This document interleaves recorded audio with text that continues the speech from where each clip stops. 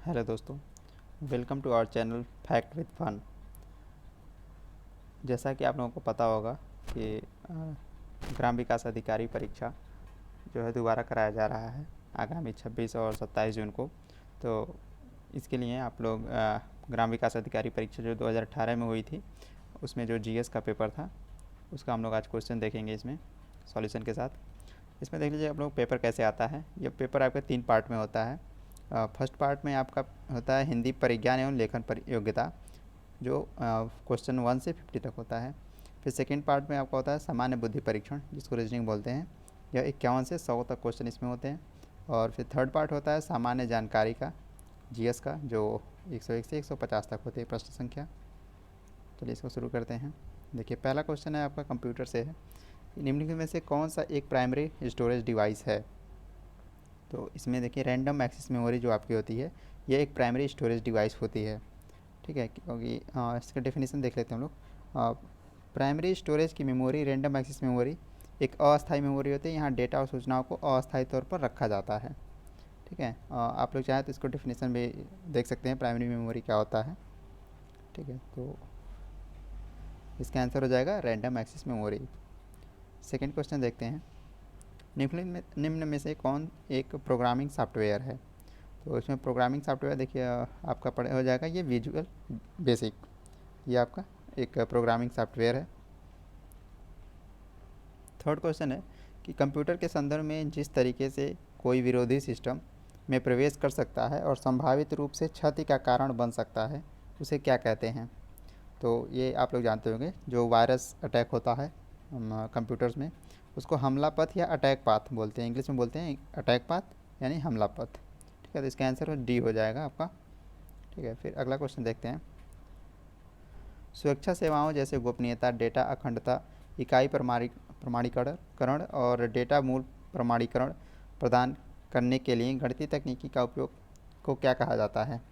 तो ये बेसिकली बात कर रहा है जैसे मैसेज करते हैं हम लोग तो उसको कोड वर्ड में चेंज करना और फिर कोड वर्ड से ओरिजिनल मैसेज में चेंज करने को क्रिप्टोग्राफी, अब जो प्रक्रिया होती है क्रिप्टोग्राफी कहा जाता है। इसका उपयोग गोपनीय मैसेज भेजने जैसे व्हाट्सएप में भी किया जाता है, तो इसको क्रिप्टोग्राफी बोलते हैं। ठीक है, देखिए इसका डेफिनेशन भी है, आप लोग देख सकते हैं। अगला प्रश्न है, उत्तर प्रदेश में कृषि के लिए प्रयुक्त भूमि का प्रतिशत क्या है? देखिए इसमें उस 2014-15 के सर्वेक्षण के अनुसार इसका जो आंसर है वो डी है, 68.7%। अभी इसका आंसर दो, इसके एक क्वेश्चन को दो तरीके से पूछा जा सकता है कि उत्तर प्रदेश में कृषि के लिए उपयुक्त भूमि जो है वो भारत के कुल भूमि का कितना प्रतिशत है। अगर इस तरह का क्वेश्चन आता है तो आपको आंसर करना है 15%। और अगर पूछा जाता है कि उत्तर प्रदेश में कृषि के लिए केवल प्रयुक्त भूमि का प्रतिशत क्या है, तो वो आपका होगा 68.7%।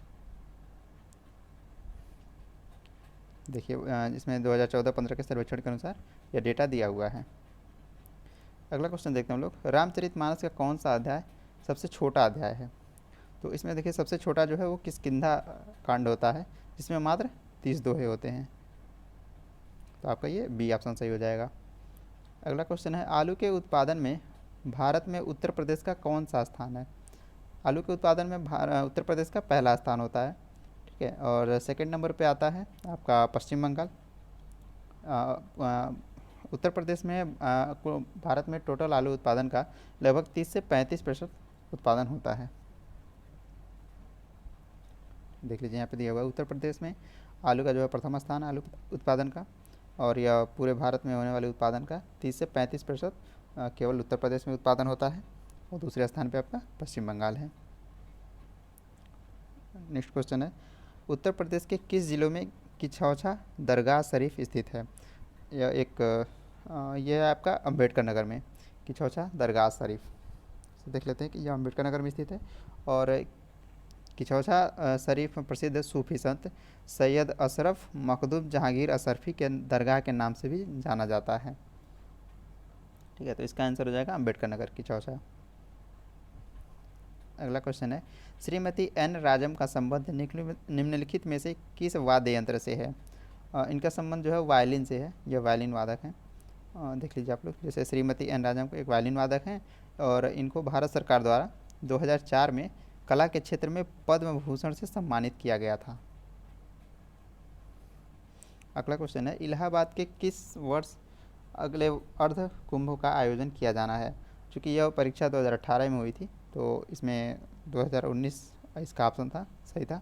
लेकिन अभी के टाइम पे अगर आज के हिसाब से देखा जाए तो अब प्रयागराज में होने वाले अर्ध कुंभ का जो समय है वो अब 2025 में होगा। अगला क्वेश्चन है आपका, निम्न में से किस अवसर पर सोहर लोकगीत का गायन किया जाता है? तो यह एक लोकगीत है जो बच्चे के जन्म के समय गाया जाता है। लठमार होली के लिए निम्न में से कौन सा स्थान प्रसिद्ध है?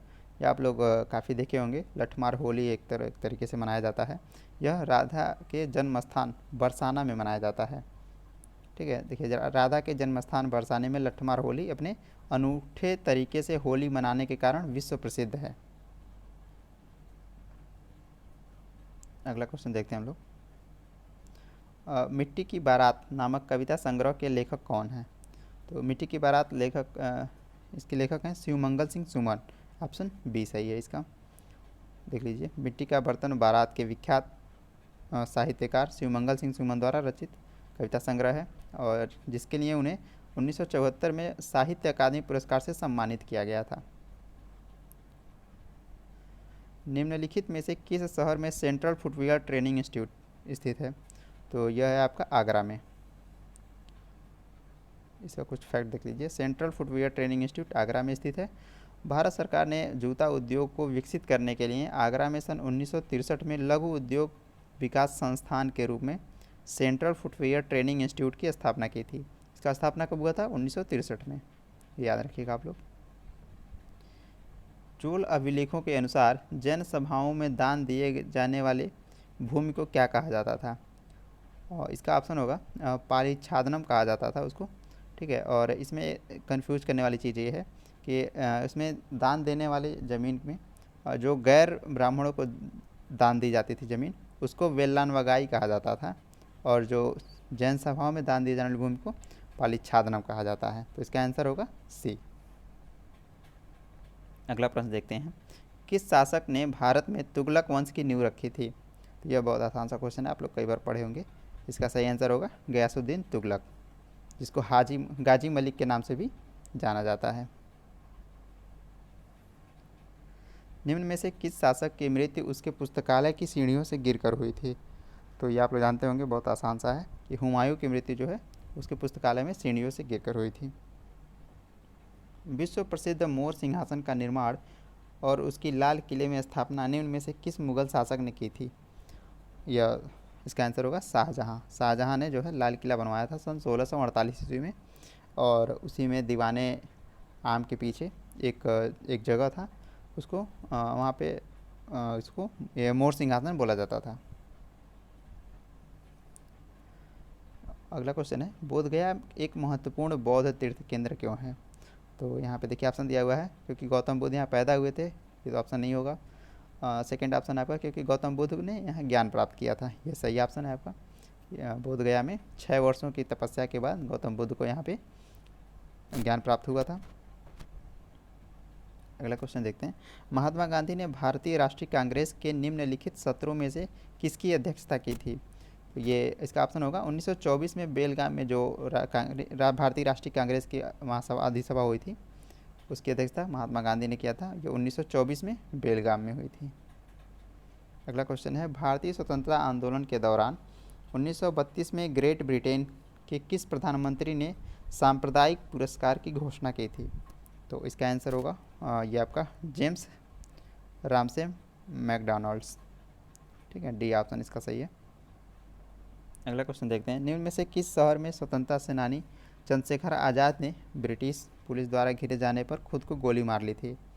तो ये तो इसका आंसर होगा इलाहाबाद, आंसर बी। निम्नलिखित में से किस नदी का समागम अरब सागर में है?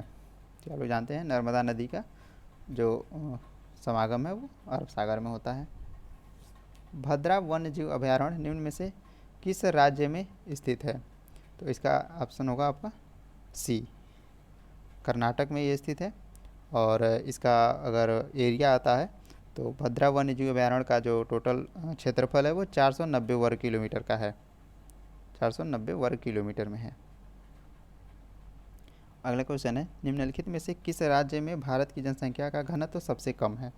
तो देखिए इसका 2011 के जनसंख्या के आंकड़ों के अनुसार देखा जाए तो इसका ऑप्शन सही होगा आपका अरुणाचल प्रदेश, जहाँ पे जनसंख्या का घनत्व सबसे कम है और वो है 17 लोग हैं पर किलोमीटर स्क्वायर के रेंज में देखा जाता है इसका।